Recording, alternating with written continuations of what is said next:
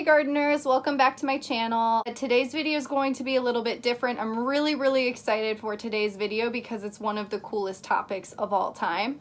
So reptiles are known to have some of the coolest defense mechanisms. Many people don't even realize that reptiles have these defense mechanisms, and they think that all reptiles just want to bite you and eat you and that's pretty much it, when that couldn't be further from the truth. In the wild, reptiles just want to avoid predators as much as they possibly can, and they do many different interesting things in order to avoid predators, and we're going to go over those things today. So I had you guys help me out on Instagram, so thank you so much to everyone who suggested different defense mechanisms, because I wasn't even aware of all of these, and they're so fun to learn about and I love them. So thank you so much, and we're gonna get into the video now. So I'm gonna start off with kind of like the most general defense mechanisms that are out there.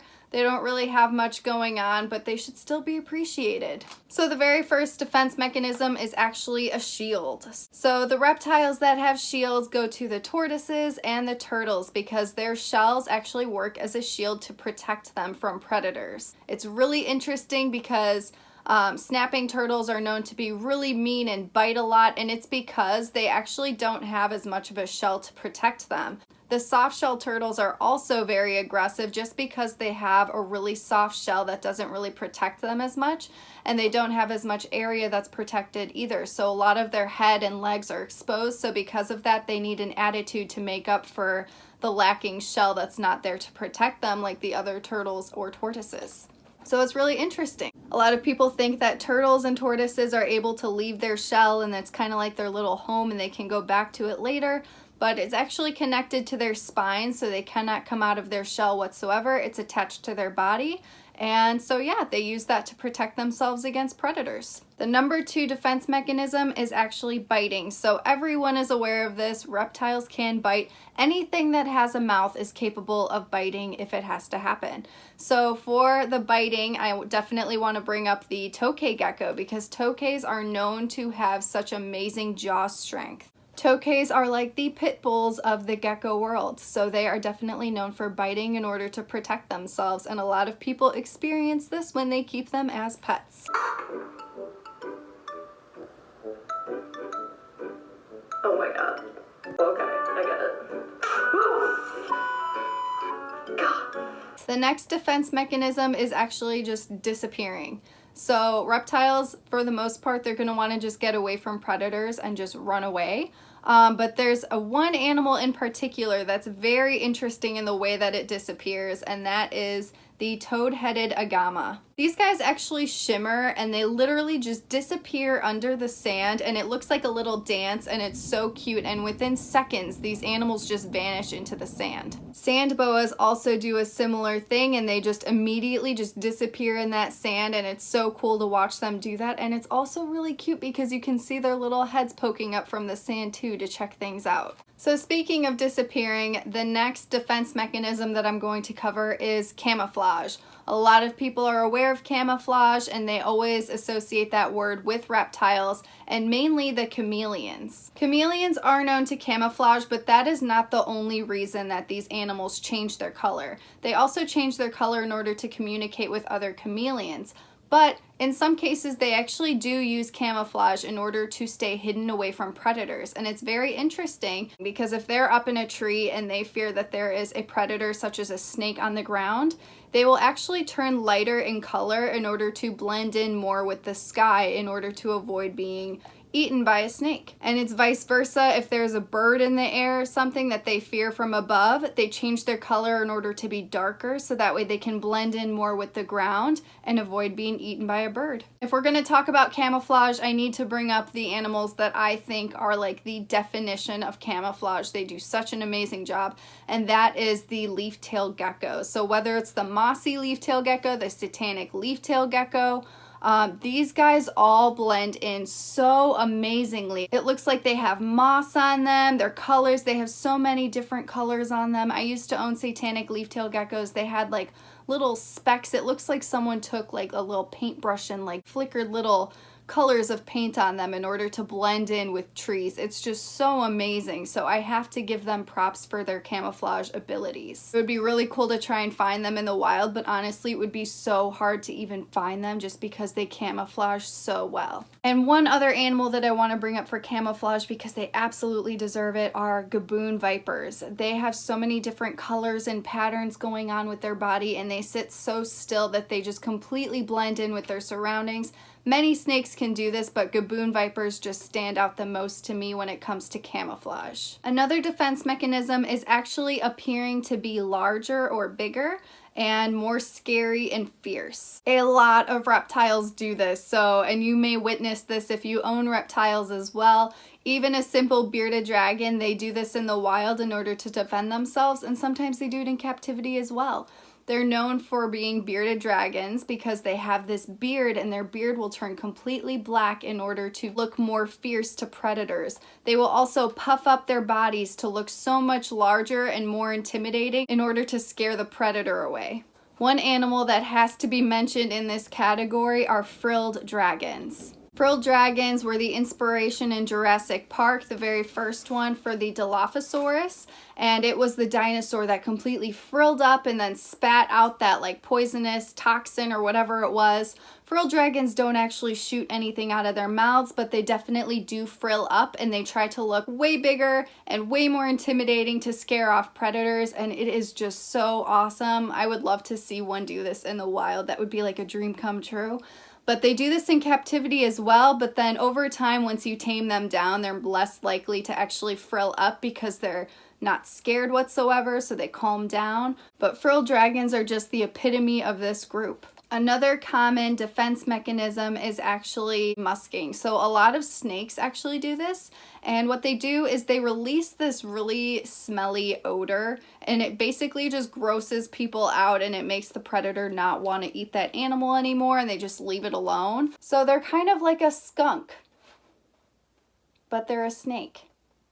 My friends have held king snakes before, and their king snakes always musked on them. I have never been musked on, so I've never smelled it or experienced it whatsoever, and I'm not very disappointed about that. One of the funniest defense mechanisms is actually playing dead.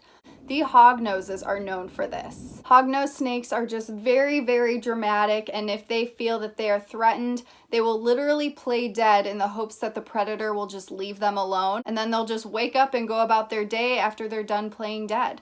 They will literally lay on their back or like go in like little spirals and just be, it's like the most dramatic display you will ever see in your life. Hopefully I'll be able to find a clip so I can show you guys. But hognoses definitely play dead. I feel like they're the most dramatic, so they're the epitome of this group. The next defense mechanism is very common in most lizards, and that is dropping their tails. So in the wild, if anything were to grab onto a lizard's tail whatsoever, they can actually voluntarily let go of that tail, and it will heal up on its own as long as there's no infection whatsoever. But they can lose that tail. Some of them will regenerate their tails while others won't.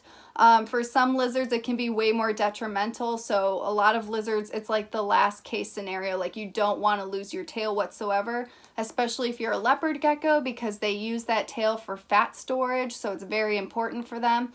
But if it's a crested geckos are known to drop their tails. They will literally do it if they hear lightning sometimes. Like anything that scares them, they will drop that tail. And they're one of the lizards that will not regrow that tail, and they will just be a frog butt for the rest of their life, and that's totally fine for them. The next defense mechanism is appearing to be poisonous. So a lot of the times when it comes to reptiles and amphibians, the bright colors mean that the animal is potentially poisonous. So some animals actually have a defense mechanism where they have certain colors in order to throw off predators, so that way they don't want to eat them because they associate that animal with being poisonous. One animal in particular that has this ability is the blue-tongued skink. They are known for their blue tongues, and it's so funny because their defense is literally just to stick out their tongue in the hopes that the predator will see that bright blue tongue and automatically fear that it's poisonous and not want anything to do with the blue-tongued skink anymore, therefore sparing it its life. The next defense mechanism is actually just flying away. And as you guys may know, Reptiles cannot fly. They are not birds. They do not have wings. However, some animals have adapted in the wild to be able to soar through the wind as if they're flying in order to get away from predators. Flying geckos are known for this. They actually have little flaps along the sides of their body that helps them to soar through the air, so that way they can leap from one tree to another that's really far away, and it looks like they're literally flying through the air. There are some snakes that do this as well in the jungle. They will literally just soar through the air. They'll be like, it looks like they're like swimming in the water, but they're literally just doing it through the air in order to escape predators. And this next defense mechanism is one of my favorites. Like, I absolutely love this so much. It is running on water, and you guys know that this is the basilisks, also known as the Jesus lizard, because they are so light that they are able to literally run on top of water. These lizards are just so light in weight, and they run so fast that their feet do not go down deep enough in the water to sink, so they're able to just literally run across water. It is the coolest thing ever. Like, I love this defense mechanism. Basilisks are so cool, so yeah, have to mention them in this video. You guys will be very familiar with this defense mechanism, and this one has to do with sound. So the number one animal that I have to talk about for sound has to be the rattlesnakes. So rattlesnakes are known for their little rattles at the end of their tail. They shake their rattle in order to make sound to let the predator know that, hey, I'm dangerous, leave me alone. And then hopefully the predator would leave them alone and they can go on with their life. Another snake that's very similar and makes sounds is actually the saw-scaled viper. These snakes actually rub their scales against each other to produce a hissing sound, which works as a defense alarm to warn off potential predators. So really, really cool. These snakes are letting you know, like, most people think that snakes just want to come and get you. They want to kill you. They want to bite you.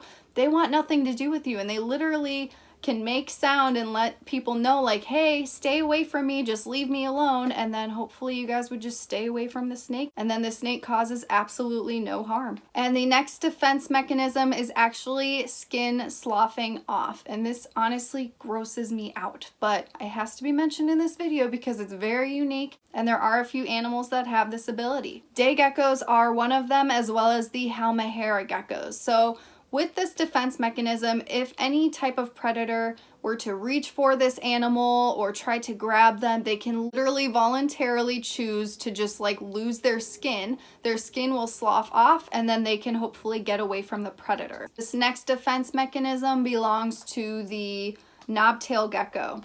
So this defense mechanism is actually doing push-ups. Yep, you heard me, push-ups.